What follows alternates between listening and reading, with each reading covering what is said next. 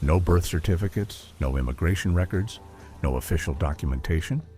Hidden in the remote valleys of Appalachia, mysterious communities existed for centuries with olive skin, European features, and surnames that defied easy classification. They called themselves Melungeons, but their origins remained one of America's greatest ethnic mysteries. Government officials couldn't categorize them. Census takers didn't know how to classify them. Even they themselves couldn't explain where their ancestors came from. They needed origin stories that could explain their unique physical appearance, their sophisticated survival skills, and their presence in America before official records began. They needed theories that could account for their European surnames, their advanced metallurgy knowledge, and their ability to thrive in mountain isolation for generations.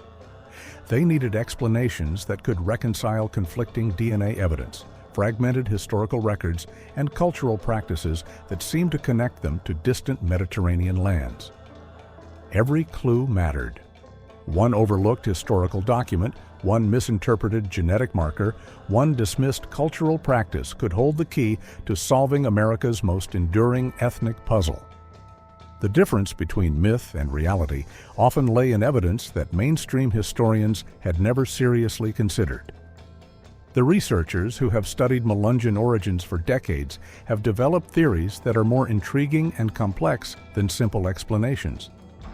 Hypotheses that connect lost expeditions, forgotten migrations, and secret refugees to the isolated mountain people who appeared in census records as free persons of color, despite their European features.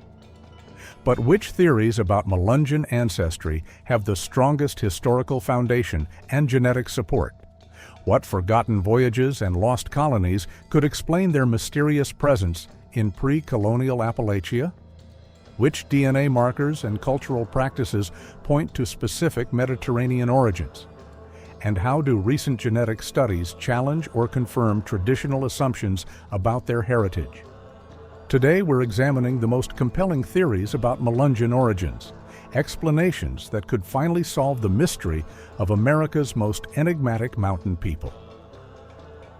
My name is Sam, and this is Wild America. Between 1790 and 2020, researchers have proposed dozens of theories about Melungeon ancestry, from Portuguese explorers to Turkish pirates, from Jewish refugees to Moorish exiles.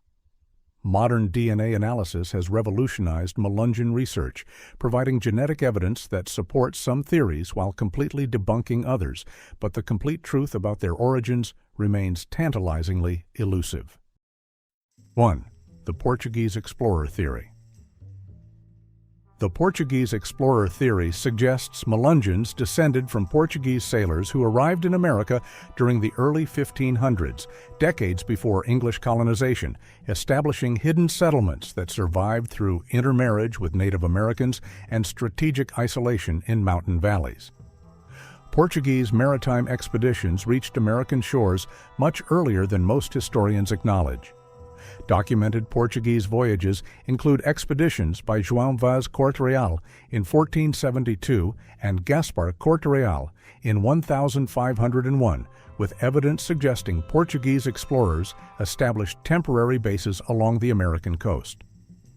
These expeditions possessed the navigation skills, survival knowledge, and cultural sophistication necessary for permanent settlement.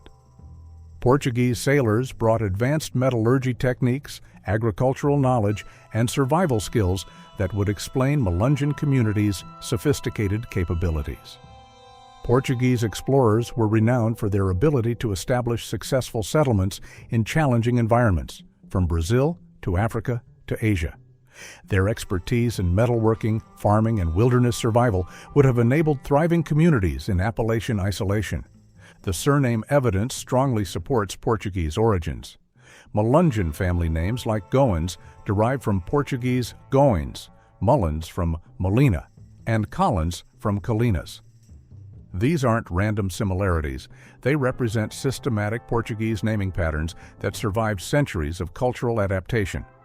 Portuguese surnames among Melungeons show consistent linguistic evolution patterns that indicate authentic Portuguese ancestry rather than coincidental resemblance. Portuguese cultural practices appear throughout Melungeon communities. Traditional Melungeon metalworking techniques mirror Portuguese folk methods. Their agricultural practices, food preparation methods, and craft traditions show direct connections to Portuguese regional culture. These cultural elements represent deep cultural transmission rather than surface borrowing, indicating sustained Portuguese influence over multiple generations. Recent DNA analysis has identified significant Iberian Peninsula genetic markers among Melungeon populations. Genetic studies show mitochondrial DNA patterns and Y chromosome markers consistent with Portuguese maritime populations from the 15th and 16th centuries. The genetic evidence is particularly strong for Portuguese rather than Spanish ancestry, supporting the specific Portuguese connection theory. Portuguese settlement patterns in other regions demonstrate their ability to establish successful isolated communities that maintained cultural identity while adapting to local conditions. Portuguese settlements in Brazil, Madeira, and the Azores show similar patterns of cultural preservation, intermarriage, and community survival that mirror Melungeon community characteristics. These historical precedents provide models for understanding Melungeon community development. The geographic evidence supports Portuguese coastal arrival and inland migration. Portuguese explorers would have followed river systems inland, seeking resources and establishing trading relationships with Native American tribes. The geographic distribution of early Melungeon communities follows logical migration routes from coastal landing points to mountain valleys that offered protection and resources. Historical timing supports Portuguese arrival during the early exploration period, providing sufficient time for community establishment, population growth, and cultural development before English colonization. Portuguese presence would explain Melungeon communities' advanced survival skills, cultural sophistication, and established presence in regions that English colonists considered wilderness. 2. The Lost Roanoke Colony Theory.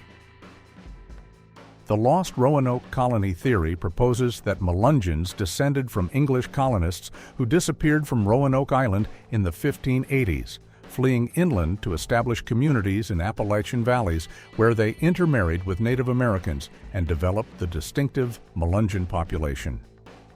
The Roanoke colony mystery remains one of America's most enduring historical puzzles. In 1587, 115 English colonists vanished from Roanoke Island, leaving only the word Croatoan carved into a post. Traditional theories suggest the colonists died or were killed, but evidence increasingly supports inland migration and survival. The colonists possessed the skills, resources, and motivation necessary for successful inland settlement. Roanoke colonists included skilled craftsmen, farmers, and families with the knowledge necessary for wilderness survival. They brought metalworking tools, agricultural seeds, and construction techniques that would have enabled successful mountain settlement. Their skills included blacksmithing, carpentry, farming, and survival techniques that would have been essential for establishing permanent Appalachian communities. Geographic analysis supports feasible migration routes from Roanoke to Appalachian regions where Melungeon communities later appeared. These routes follow river valleys and Native American trading paths that would have provided access to mountain locations. The geographic distribution of early Melungeon settlements corresponds to logical migration patterns from the Roanoke area. Native American connections facilitated Roanoke colonist survival and inland migration. Historical records document cooperative relationships between Roanoke colonists and local tribes, including intermarriage and cultural exchange. Native American guides and allies would have been essential for successful inland migration and mountain settlement. These relationships would have provided the cultural bridge necessary for community establishment. English cultural elements appear throughout Melungeon communities. Melungeon construction techniques, agricultural practices, and social organization patterns show clear English colonial influences. These cultural elements include specific building methods, farming techniques, and community organization that mirror English colonial traditions. Cultural continuity suggests sustained English influence over multiple generations. Genetic evidence includes European DNA markers among Melungeons that are consistent with English colonial populations. Recent genetic studies have identified genetic signatures that match English populations from the 16th and 17th centuries. The genetic evidence supports English ancestry while also showing Native American admixture consistent with intermarriage patterns. Early colonial reports describe European-appearing people living among Native American tribes in inland regions. These reports, dating from the early 1600s, describe people with European features and cultural practices living in areas where Melungeon communities later appeared. The descriptions match later Melungeon community characteristics, supporting the Roanoke survivor theory. The historical timeline supports Roanoke survivor migration in the late 1500s, providing sufficient time for community establishment and population growth before documented European contact with Melungeon communities. The timing allows for multiple generations of cultural development and population expansion before official colonial recognition. 3. The Ottoman Turkish theory. The Ottoman Turkish theory suggests Melungeons descended from Turkish sailors, corsairs, or prisoners who reached American shores during the 16th and 17th centuries, establishing communities through intermarriage with Native Americans and survival in mountain environments that reminded them of Anatolian highlands. Ottoman Turkish maritime activities extended far beyond the Mediterranean during the height of Turkish naval power. Turkish corsairs operated throughout the Atlantic, with documented expeditions that reached European Atlantic coasts and possibly beyond. Turkish naval records indicate extensive maritime operations that could have resulted in American landfalls, either through planned expeditions or shipwrecks. Turkish sailors possessed advanced navigation skills, survival knowledge, and cultural practices that would have enabled successful American settlement. Ottoman Turkish maritime expertise included deep-water sailing, coastal navigation, and resource procurement techniques that could sustain communities in challenging environments. Their mountain homeland experience would have prepared them for Appalachian settlement. Melungeon physical characteristics show Mediterranean and Middle Eastern features consistent with Turkish ancestry. Physical anthropology studies have identified cranial measurements, facial features, and skin pigmentation among Melungeons that match Turkish population patterns. These physical characteristics are particularly consistent with Anatolian Turkish populations rather than Arab or Persian groups. Turkish cultural practices appear in Melungeon communities through metalworking techniques, craft traditions, and cultural elements that mirror Turkish folk practices. These cultural elements include specific weaving patterns, food preparation methods, and construction techniques that show direct connections to Turkish regional traditions. Cultural analysis suggests sustained Turkish influence rather than random cultural adoption. Linguistic evidence includes Melungeon dialect elements that show possible Turkish influences. Linguistic analysis has identified vocabulary items, pronunciation patterns, and grammatical structures that could derive from Turkish language contact. While not conclusive, the linguistic evidence supports Turkish cultural influence over multiple generations.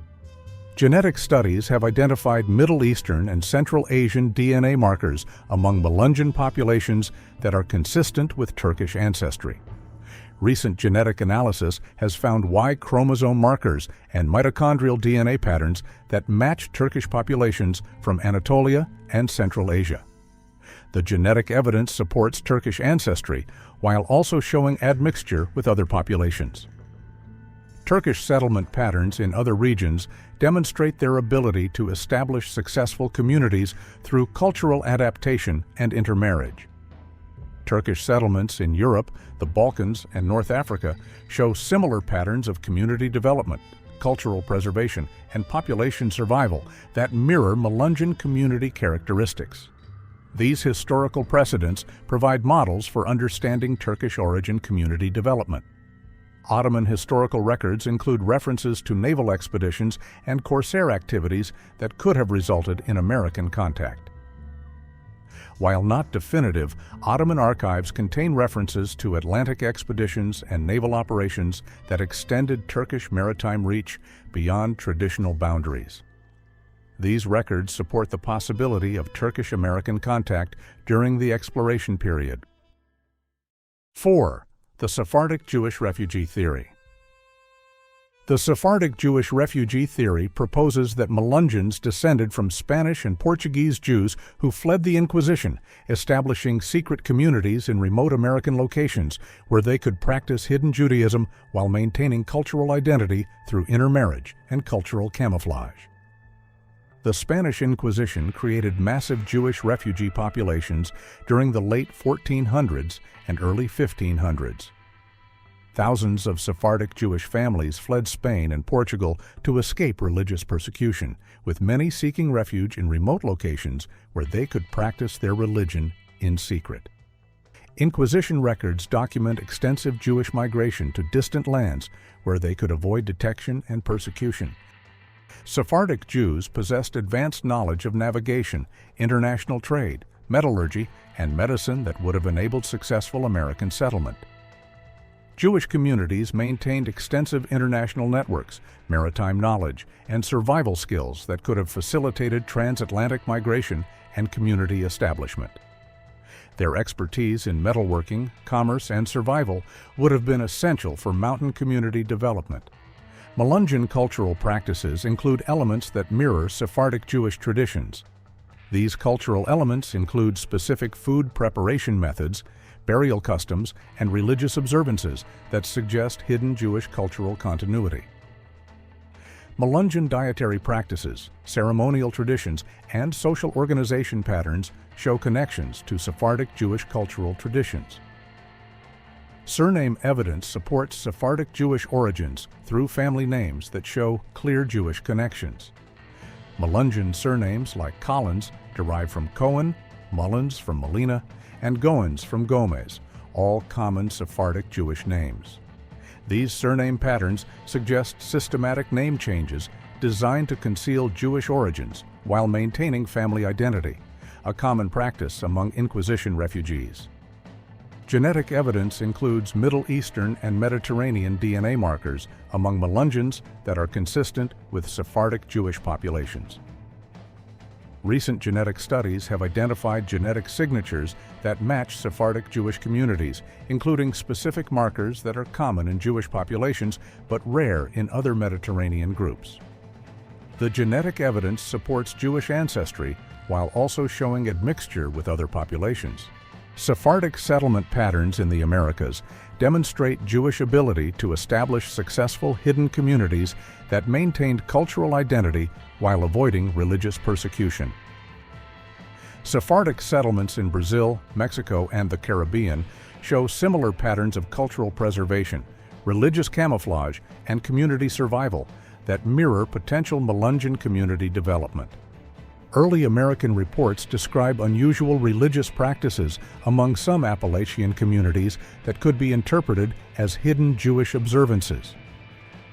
These reports include references to distinctive burial customs, dietary practices, and ceremonial observances that are consistent with crypto-Jewish traditions. While not definitive, these reports support the possibility of hidden Jewish communities. The historical timeline supports Sephardic arrival during the Inquisition period, providing sufficient time for community establishment, cultural development, and religious adaptation before documented European contact with Melungeon communities. The timing allows for multiple generations of cultural evolution and religious practice modification while maintaining core cultural identity. 5. The Moorish exile theory. The Moorish exile theory suggests Melungeons descended from Moorish populations who fled the Iberian Peninsula after the Reconquista, establishing American communities through early exploration and settlement activities that predated official European colonization by decades or centuries. Moorish populations possessed sophisticated knowledge of navigation, agriculture, metallurgy, and survival techniques developed during 700 years of Iberian presence. Moorish cultural achievements in Spain and Portugal included technological innovations, agricultural methods, and cultural practices that would have enabled successful American settlement. Their expertise in irrigation, metalworking, and wilderness survival would have been essential for mountain community establishment. The Reconquista created massive Moorish refugee populations during the late 1400s and early 1500s. Thousands of Moorish families fled Spain and Portugal as Christian forces reconquered Iberian territories, with many seeking refuge in distant locations where they could maintain their cultural identity. Moorish refugees possessed the maritime skills and cultural knowledge necessary for transatlantic migration. Melungeon physical characteristics show North African and Mediterranean features consistent with Moorish ancestry. Physical anthropology studies have identified skin pigmentation, facial features, and cranial measurements among Melungeons that match Moorish population patterns from North Africa and Iberia. These physical characteristics are particularly consistent with Berber and Arab populations from Morocco and Algeria. Moorish cultural practices appear in Melungeon communities through agricultural techniques, craft traditions, and cultural elements that mirror Moorish cultural practices from Iberia. These cultural elements include specific farming methods, irrigation techniques, and construction practices that show direct connections to Moorish cultural traditions. Cultural analysis suggests sustained Moorish influence over multiple generations. Linguistic evidence includes Melungeon dialect elements that show Arabic and Berber influences consistent with Moorish language patterns. Linguistic analysis has identified vocabulary items, pronunciation patterns, and grammatical structures that could derive from Arabic and Berber language contact. The linguistic evidence supports Moorish cultural influence through sustained language contact. Genetic studies have identified North African and Middle Eastern DNA markers among Melungeon populations that are consistent with Moorish ancestry. Recent genetic analysis has found genetic signatures that match North African Berber and Arab populations, supporting the Moorish connection theory. The genetic evidence shows both North African and Iberian markers consistent with Moorish populations. Moorish maritime capabilities included advanced navigation techniques and exploration activities that could have enabled American voyages. Moorish navigators possessed sophisticated knowledge of Atlantic navigation, having participated in Iberian exploration activities before the Reconquista. Their maritime expertise would have enabled transatlantic voyages and American settlement. Historical precedents demonstrate Moorish ability to establish successful communities in challenging environments while maintaining cultural identity. Moorish settlements in North Africa, Iberia, and other regions show patterns of cultural preservation, community development, and population survival that could provide models for American settlement patterns. 6. The Phoenician Ancient Migration Theory.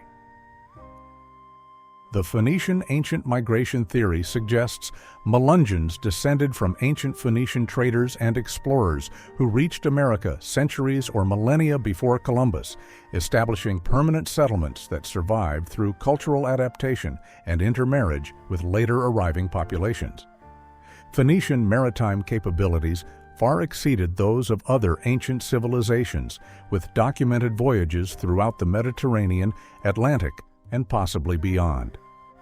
Phoenician navigators possessed advanced knowledge of deep-water sailing, celestial navigation, and long-distance exploration that could have enabled transatlantic voyages. Archaeological evidence suggests Phoenician presence in locations far from their Mediterranean homeland. Ancient Phoenician traders possessed sophisticated knowledge of metallurgy, agriculture, commerce, and survival techniques that would have enabled successful American settlement. Phoenician cultural achievements included advanced metalworking, international trade networks, and survival skills that could have sustained communities in challenging American environments. Their expertise would have been essential for establishing permanent settlements. Archaeological evidence includes artifacts and inscriptions found in American locations that show possible Phoenician origins. These artifacts include stone inscriptions, metal objects, and construction techniques that mirror Phoenician material culture. While controversial, some archaeological findings suggest ancient Mediterranean presence in America that predates documented European exploration. Melungeon cultural practices include elements that could derive from ancient Phoenician traditions. These cultural elements include metalworking techniques, trading customs, and social organization patterns that show connections to ancient Mediterranean cultural practices. Cultural analysis suggests the preservation of ancient cultural elements through multiple generations of cultural transmission. Linguistic evidence includes possible connections between Melungeon dialect elements and ancient Semitic languages related to Phoenician linguistic traditions. While speculative, linguistic analysis has identified vocabulary items and grammatical structures that could derive from ancient Semitic language contact. The linguistic evidence is suggestive rather than conclusive. Genetic studies have identified ancient Middle Eastern DNA markers among Melungeon populations that could be consistent with ancient Phoenician ancestry. Recent genetic analysis has found genetic signatures that match ancient Middle Eastern populations, though the connection to specific Phoenician populations remains speculative. The genetic evidence supports ancient Middle Eastern ancestry without confirming specific Phoenician origins. The historical timeline supports ancient arrival with sufficient time for cultural evolution, population development, and adaptation to American environments over thousands of years. Ancient settlement would allow for extensive cultural change while preserving core cultural elements that could connect to Phoenician origins. The extended timeline enables multiple waves of cultural influence and population mixing. Cultural preservation mechanisms could have maintained ancient cultural elements through oral tradition, cultural practices, and genetic inheritance over extended periods. Ancient cultural transmission through storytelling, craft traditions, and social practices could have preserved Phoenician cultural elements while allowing adaptation to American environments and later population contact. 7. The multi-origin synthesis theory.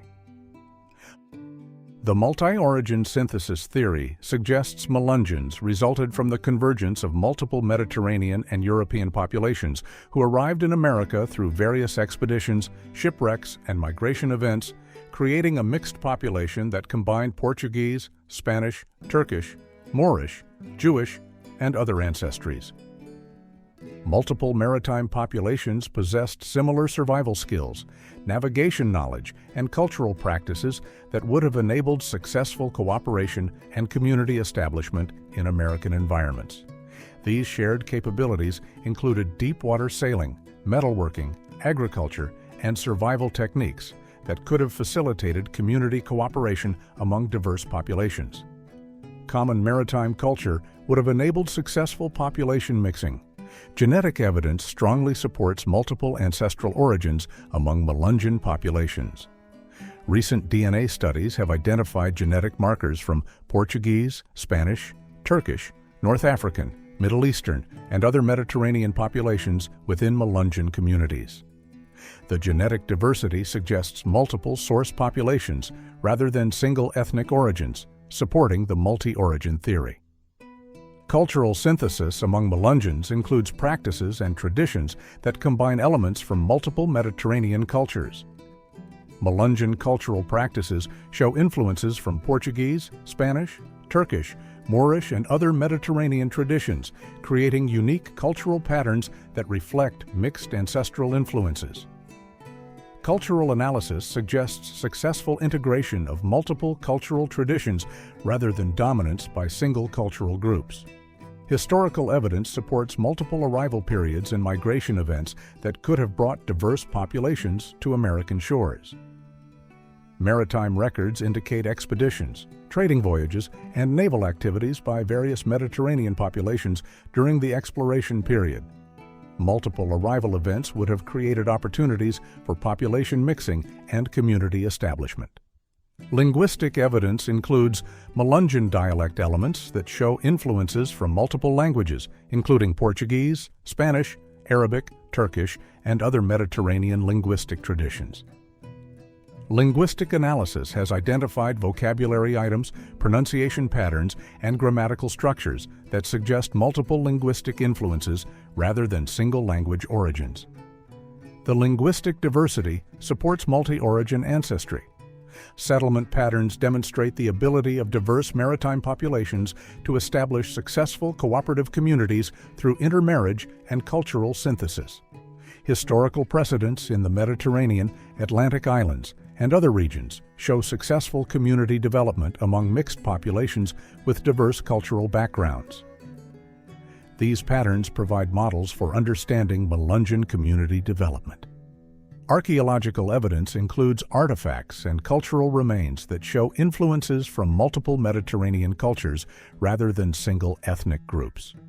Archaeological analysis has identified construction techniques, tool types, and cultural practices that reflect multiple cultural influences, supporting the multi-origin theory over single ancestry explanations. Community organization among Melungeons reflects successful integration of multiple cultural traditions into unified social systems.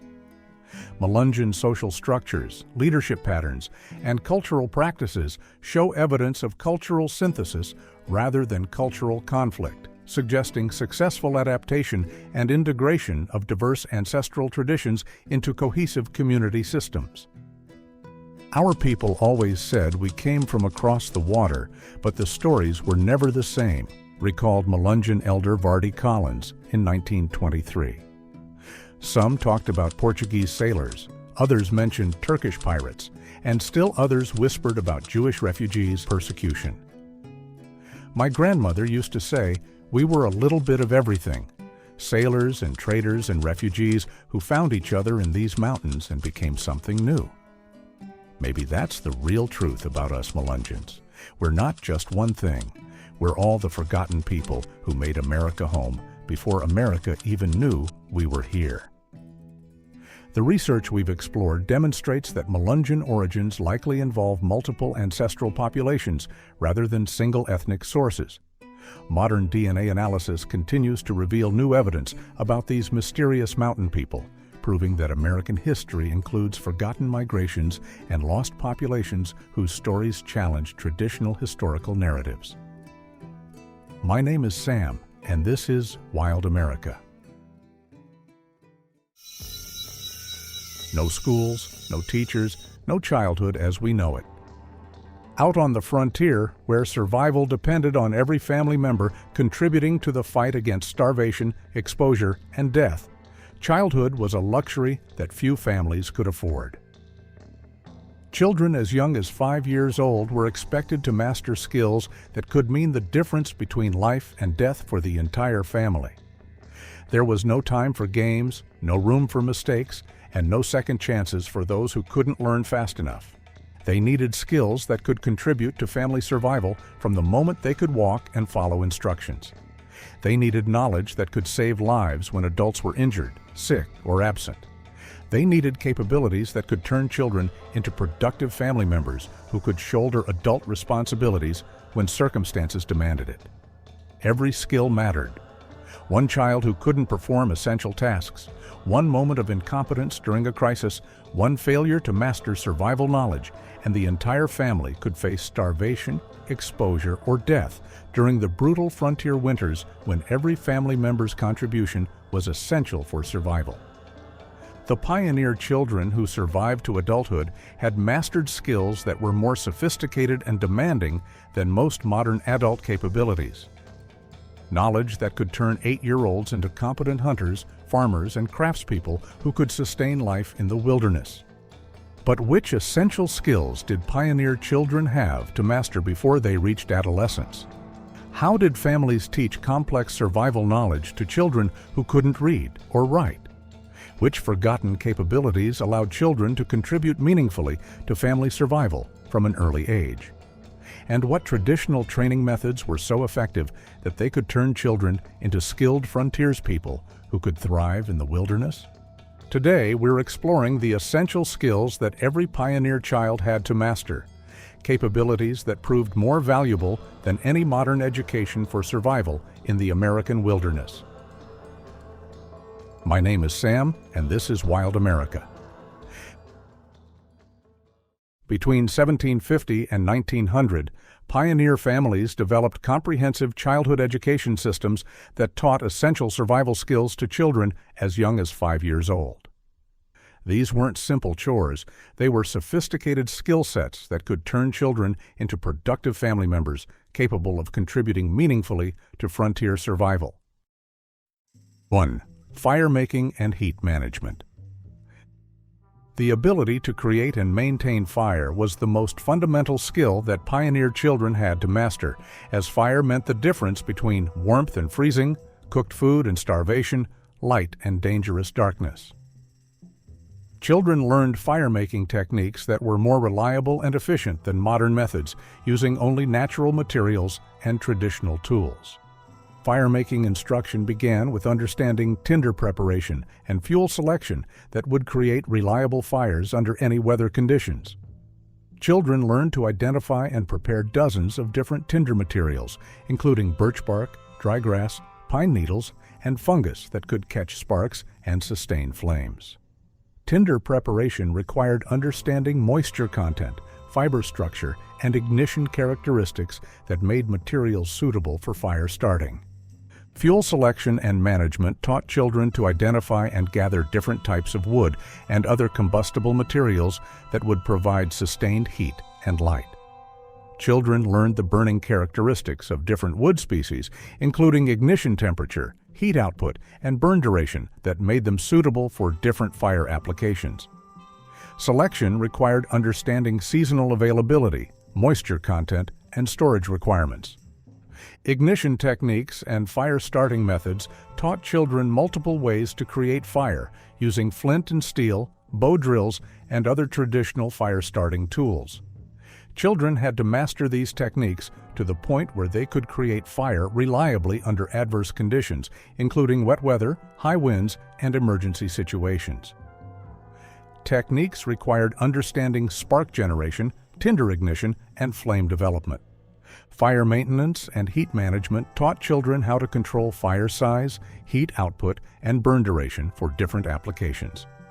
Children learned to bank fires for overnight heating, maintain cooking fires for food preparation, and manage fires for maximum efficiency and safety. Management required understanding airflow, fuel feeding, and temperature control. Safety procedures and fire prevention taught children how to manage fire safely while preventing accidental fires that could destroy homes and endanger lives. Children learned proper fire containment, ash disposal, and emergency procedures that prevented fire-related accidents. Safety required understanding fire behavior, hazard recognition, and emergency response. 2. Water location and purification. Access to clean water was essential for survival, and pioneer children had to learn sophisticated techniques for finding, collecting, and purifying water using only natural methods and traditional tools. Children mastered water management skills that were more effective than many modern water treatment systems. Water source identification and location taught children to recognize signs of underground water, seasonal water sources, and water quality indicators that could guide water procurement efforts. Children learned to read landscape features, vegetation patterns, and animal behavior that indicated the presence of water sources. Identification required understanding hydrology, geology, and environmental indicators. Water collection and storage methods taught children to gather water efficiently and store it safely for family use. Children learned to construct collection systems, filter water through natural materials, and store water in containers that prevented contamination. Collection required understanding water flow, filtration principles, and storage requirements. Water purification and treatment techniques taught children to remove contaminants and pathogens that could cause illness or death. Children learned boiling techniques, natural filtration methods, and chemical treatment using natural materials that could make water safe for consumption. Purification required understanding contamination sources, treatment methods, and safety verification. Quality assessment and safety testing taught children to evaluate water safety and identify potential contamination that could cause illness. Children learned to recognize visual, taste, and smell indicators that revealed water quality problems. Assessment required understanding contamination signs, health risks, and safety standards. Water conservation and management taught children to use water efficiently and maintain adequate supplies during dry periods and emergency conditions. Children learned rationing techniques, waste prevention, and conservation methods that maximized water utility. Conservation required understanding consumption patterns, storage limitations, and emergency planning. 3. Food procurement and hunting.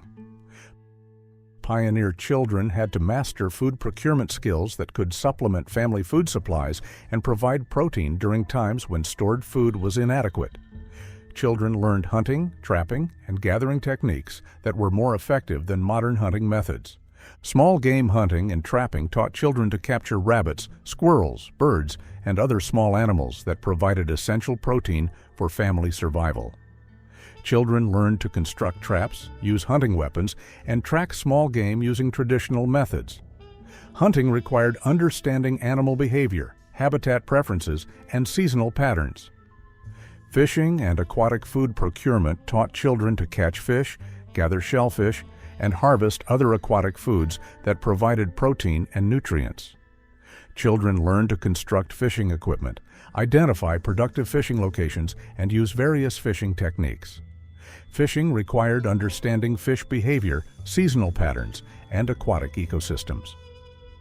Wild plant identification and gathering taught children to recognize edible plants, nuts, berries, and other plant foods that could supplement family nutrition. Children learned to identify dozens of edible plants, understand seasonal availability, and gather plant foods safely. Gathering required understanding plant identification, seasonal timing, and sustainable harvesting. Food processing and preservation taught children to prepare and preserve food using traditional methods that could extend food storage life and prevent spoilage. Children learned smoking, drying, and other preservation techniques that could maintain food quality without refrigeration. Processing required understanding preservation principles, food safety, and storage methods. Cooking and food preparation taught children to prepare nutritious meals using available ingredients and traditional cooking methods. Children learned to cook over open fires, prepare balanced meals, and maximize nutritional value from available foods. Cooking required understanding nutrition, cooking techniques, and meal planning. 4. Basic medical and first aid skills. Pioneer children had to learn medical skills that could treat injuries and illnesses when professional medical care was unavailable. Children mastered first aid and herbal medicine techniques that were more effective than many modern medical treatments. Wound care and injury treatment taught children to clean, dress, and treat cuts, burns, and other injuries using natural materials and traditional methods. Children learned to stop bleeding, prevent infection, and promote healing using available resources. Treatment required understanding wound care principles, infection prevention, and healing processes. Herbal medicine and natural remedies taught children to identify and use medicinal plants that could treat common illnesses and health problems. Children learned to prepare herbal teas, poultices, and other natural medicines using local plants.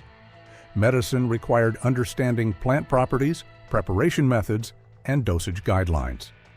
Emergency response and crisis management taught children to respond effectively to medical emergencies and coordinate care when adults were unavailable. Children learned to assess injuries, prioritize treatment, and manage medical crises. Response required understanding emergency procedures, triage principles, and crisis management. Disease prevention and health maintenance taught children to prevent illness and maintain family health using traditional hygiene and health practices. Children learned sanitation techniques, nutrition principles, and health monitoring that prevented disease. Prevention required understanding disease transmission, hygiene practices, and health maintenance.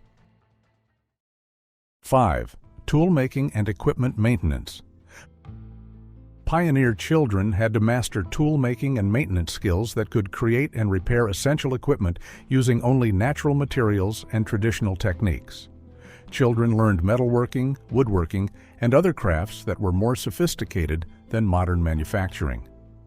Hand tool construction and maintenance taught children to make and maintain knives, axes, and other essential tools using traditional blacksmithing and woodworking techniques.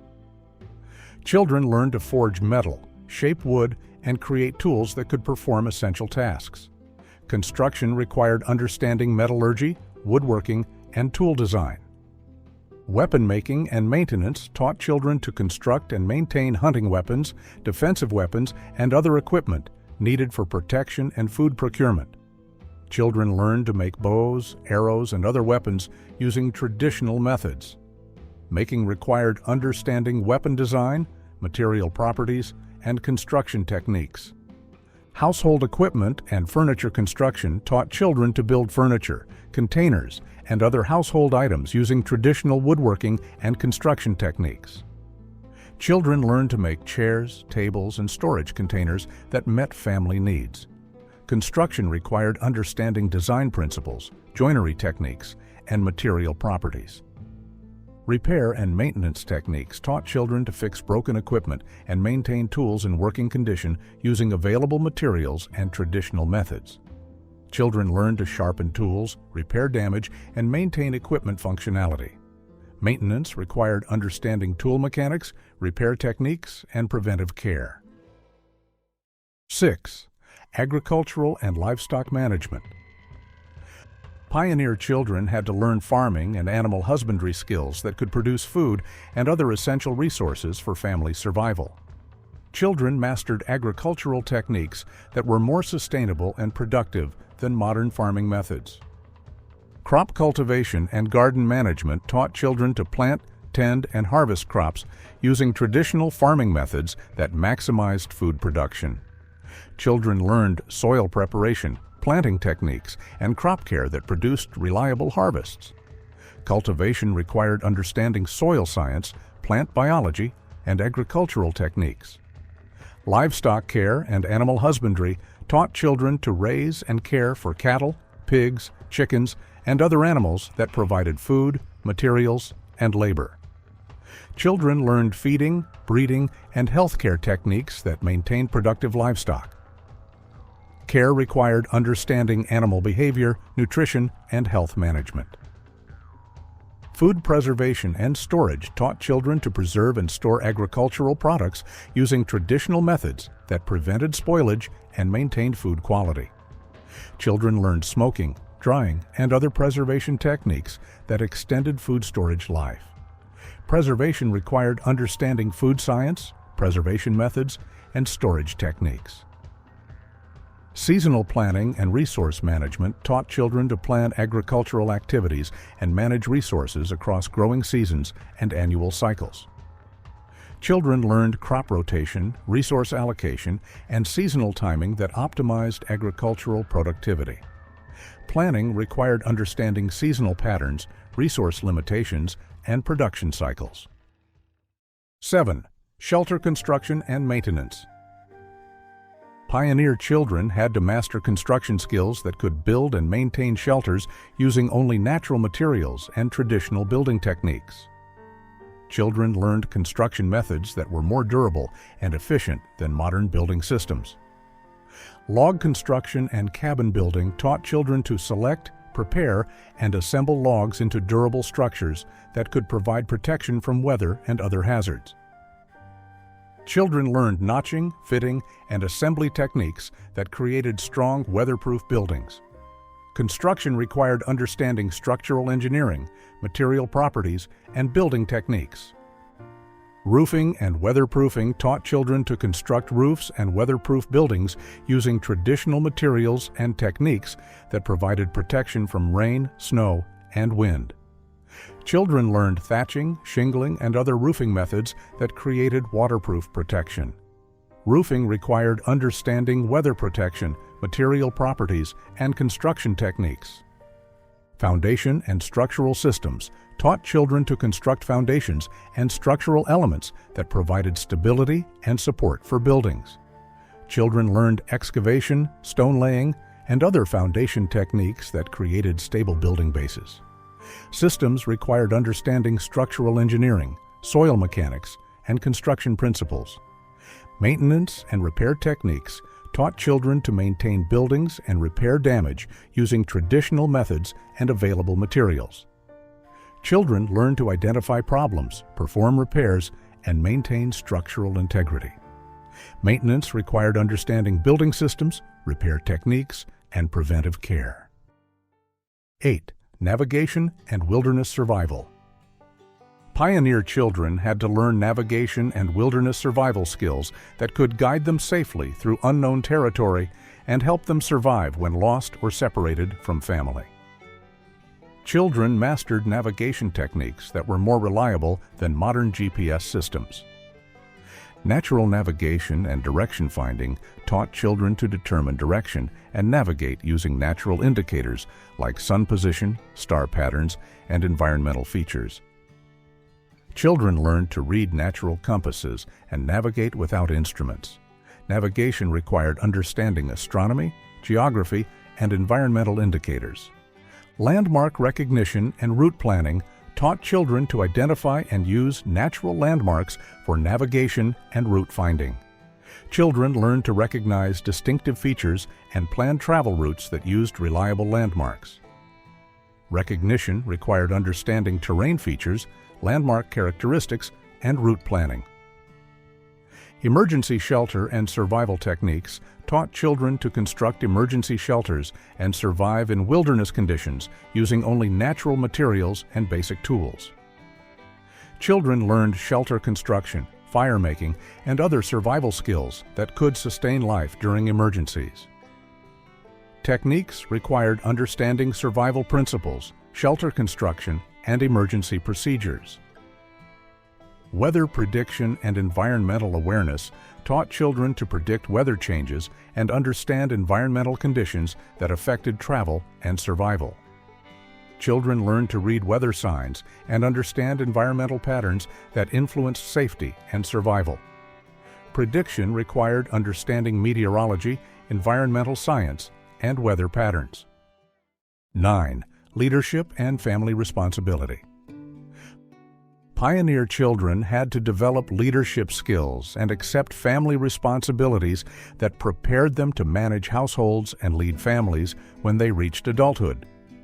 Children learned leadership techniques that were more effective than modern management systems. Household management and resource allocation taught children to manage family resources, coordinate activities, and make decisions that affected family welfare. Children learned budgeting, planning, and management techniques that optimized family resources. Management required understanding resource allocation, planning principles, and decision-making. Decision-making and problem-solving taught children to analyze problems, evaluate options, and make decisions that could affect family survival and welfare. Children learned analytical techniques and decision-making processes that produced effective solutions. Making required understanding problem analysis, option evaluation, and decision implementation. Teaching and knowledge transfer taught children to share knowledge and teach skills to younger family members and community members. Children learned teaching techniques and knowledge preservation methods that maintained family capabilities. Teaching required understanding learning principles, communication techniques, and knowledge organization. Community leadership and cooperation taught children to work with other families and lead community activities that benefited the entire settlement. Children learned cooperation techniques and leadership skills that built community strength. Leadership required understanding group dynamics, cooperation principles, and community organization. "Children were our future," wrote frontier chronicler Martha Henderson in 1887. In the wilderness, where every day was a battle for survival, we couldn't afford to wait until children grew up to start teaching them the skills they needed to live. By the time they were 8 years old, our children could hunt, build shelters, treat injuries, and manage households better than most adults in civilized areas. They had to. Their lives and the lives of their families depended on it. The techniques we've explored in videos like how frontier families survived attacks in the wilderness and how frontier families built their own heating systems from stone demonstrate that pioneer families developed complete education systems using only traditional methods and practical experience. The childhood education capabilities developed by pioneer families prove that with proper training, traditional methods, and practical experience, it's possible to create educational systems superior to many modern alternatives. My name is Sam, and this is Wild America.